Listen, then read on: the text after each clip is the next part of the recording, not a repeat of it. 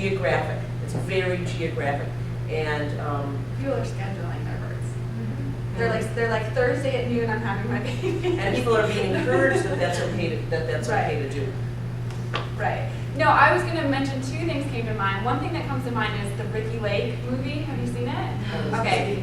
So what's it called? Business of Being Born. Business of Being Born. Right. It's probably something that you might want to watch because it's really fascinating. And the second thing that comes to mind is I believe that doulas and midwives and everything as being part of the holistic community are going to continue to grow and it's going to continue to flourish. And the reason that I believe that is because I teach holistic health. And the holistic health programs are popping up like popcorn all over the country. And when my students come to my class, like I have RNs in my class, I have a biochemist in my class, and then I have young people in their 20s in my class. They're like sponges for this. They want this. They want to get reconnected. They want to own their health again. They want to feel empowered in childbirth. They want these things. That's my personal experience of it. And I think that this is going to continue to grow. And one of the places where I see a lot of the midwife and doulas and things emerging is in yoga studios, believe it or not. There's this movement in yoga studios for like prenatal yoga, and there's all these special yoga trainings that you can take to learn about having a really natural and holistic childbirth. And that's a place where these communities of women that support natural childbirth and these different methodologies are gathering and advertising their services and connecting with women and getting clients, you know, in these types of environments. And I see that in the yoga studios where I work at. So I mean, I think it's something that women are demanding, and I think it's going to continue to grow. Well, women have to also demand it politically, legislatively. Right. Because there is legislation and there are the Nurse Practice Acts restrict the scope of practice for certified nurse midwives, and there is some restriction to direct entry, otherwise known as lay midwives too. So there is that kind of economic / political mandate to restrict it to obstetricians and hospitals. So that is something that Right. And speaking of like political, the research shows from like the National Center of Complementary and Alternative Medicine, the research shows that the people that are using complementary and alternative methods, which this falls under right now, are people that are educated and people that are affluent. Those are the people that are using these things. So, you know, a lot of these people are paying out of pocket for holistic health services because they're not covered. So that's typically your demographic for these kinds of services at this point. Other questions? I had a question for you. Do you see us ever moving away from the terminology of sex chromosomes and moving back into more precise, more accurate, more representative language? Or are we kind of stuck with it? Well, Ann Foster Sterling, in her book Sexing the Body, makes a critique of the terminology of sex hormones and argues that we should call them steroidal hormones instead. And there have been other kinds of arguments made around the terminology of mammals and so on.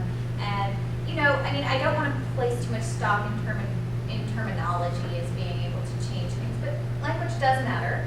And the kind of outcome of my history of sex chromosomes is an argument for abandoning the terminology of sex chromosomes and trying to very precisely work through why it is that the terminology of perhaps heterochromosomes or accessory chromosomes will be more precise, better for research, and help reform our genetic understanding of sex difference. So my concern is to provide models that would be workable for genetics researchers, would nudge them in a different direction of thinking about sex difference. And just listening to everybody's presentation and especially hearing this last comment about we're all integrated, because that's really the kind of people that I propose to be, what to be, that we're all connected with ourselves and we're all connected under the universality of our beings. When we talk about historical unresolved grief, we talk about those horrendous statistics with African American adolescents and HIV/AIDS. When we are all connected, if we really do believe that and feel that we all do have some kind of stake in this situation, that historical unresolved grief does not just really apply to those persons who were victims of that, Right. but also to those persons who had another kind of role in that. So we all really connected more majestically, I want to use that term, majestically, magnificently than sometimes we may even realize. Right. So my question would be, now I know Dr. Jean-Pierre has done work such as at the CDC with the AIDS program, but I'm looking at what other kinds of possibilities there may be that you may even consider, since we are all connected, and we do really believe that. We're looking at the mother-daughter communication, healing from that historical unresolved grief. What would you suggest? What kinds of things cross your mind when you hear such reports as were shared today? What would you say, since we know we are all, not only as women, but as just people, It's- under that umbrella, that as humans, under that umbrella of the universality, and with all that, the chakras and all the cells, with all the things that you mentioned, I really loved hearing that because it just brought back so much. And when you talk about the emotional, the mental, and the whole parts of the holistic healing, all of this is a big, big pot we're talking about. So the question simply is one, what would you suggest? What would you see as something you would do, or you would suggest having done, or what is being done? What are you doing to help that segment of the femininity, those African American adolescent girls? And we didn't bring out the fact that also the pediatric statistics of the babies being born with this being already in their systems, coming in here, and we're talking about midwives and all of these things. So everything we talked about today, and the X and Y chromosomes, everything we talked about today is actually connected. So what the question is, what would you say? It's a great question. That's I'll what ask the this. moderator. We are 1 minute past our time, and I'm going to let that Oh, rich please. question and summary of our panel hang in the air and allow conversations to continue afterwards. So those who need to move on can move to another conversation. Thank you very much for a wonderful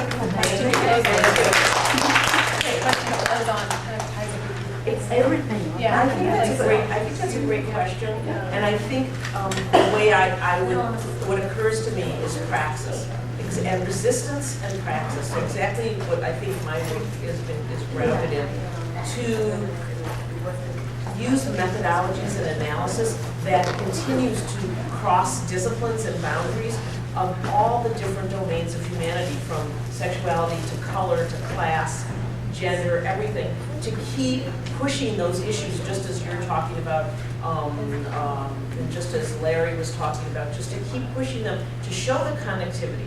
I mean, that's really all we can do, is to show our humanity and our goal of liberation for everyone and emancipation, to kind of have that as the goal of praxis, of all of our practices, and to just make all of our teaching, our methodologies, and to keep bringing that question up, so we don't all do separate work. And that's what we do. It's so We do a lot of fragmented. separate work. Yeah. Well, the reality is you can only focus on a couple things at a time. But I think your question, and I don't really have the ultimate answer to it, but it's really the primary one. How then do you show the implications of what I'm doing for what you're doing? And I loved your work, your just the memory, and it relates to what you said about the cell. Every cell remembers. The traumatized person Yes. remembers it. There's a cell on a cellular basis. The DNA changes with trauma, and so I don't know. Just to keep drawing the connections. Just a very good answer. I have an think, but- answer. One of the things that we do in my work with energy medicine, and the work that we do in the yoga community is that we pray for everyone and we send energy healing to everyone. So when we're doing our work, we believe that energetically that we can connect to the world at large. So we consciously as a community direct our healing energy towards communities other than our own. So at the completion of each of our yoga classes, for example, we say a prayer. We say, may the long time sun shine upon you, may all love surround you. may the pure light within you guide your way on. And we send that prayer out to every